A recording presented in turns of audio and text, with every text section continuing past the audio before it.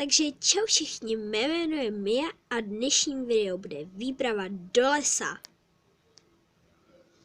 Nebo ne úplně výprava do lesa, ale aspoň výprava někam ven. Tak jdeme na video. Olivia, pojď už. Ježiši Maria, jo, teď já už jdu, já to tady jenom dodělám.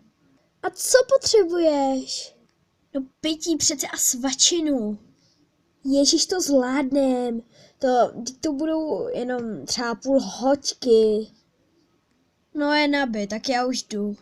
Tak už můžem jít. Paráda, já ji totiž furt musím honit. V lese. Olivio, já už umírám, to si vážně nemohla vzít ani kousek jídla.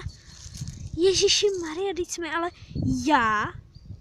No jasně, kdo jiný. Ty přece.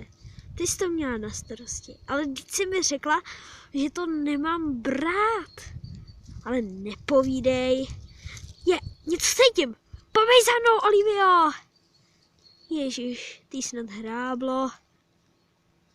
Tudy, pojď, rychle, tudy. Ořechy!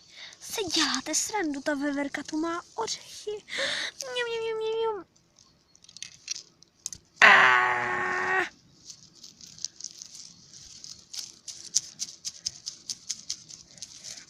Pomoc! Veverka mě chce zabít, utíkej! Olivio, rychle!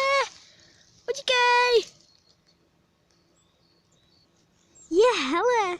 Pojď se mi, jo, tady je nějaký ukazatel a mapa. Pojď se podívat. No tak ukaž, třeba to někam vede.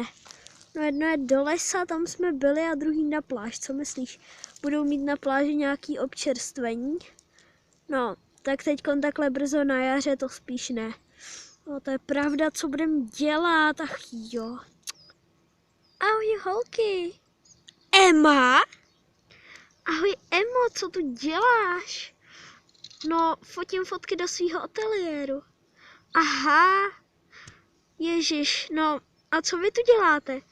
No, my jsme jeli na výlet, ale Olivia nezbalila. Co já? Teď jsi mi řekla, ať to nebalím. No to nevadí, asi jste hladový, že jo, tak si něco dejte. Díky. Po svačině. Holky, a nechcete si teda do toho mýho ateliéru jet podívat? Jasně, strašně rádi. Jo, určitě. I jsem slyšela, že se tady potlouká nějaká velká kočka. Tak radši bychom měli jít. No jo, tamhle je. Utíkejte, rychle, pomoc. Chce nás sníst. Tak holky, nasedejte. Která z vás umí líp navigovat? No, určitě Olivia, ta je na to mnohem lepší než já. Tak Olivio, nasedej dopředu. A Mia bude sedět v kufru, Neva? Ne, vůbec, miluju adrenalin. Rychle pryč!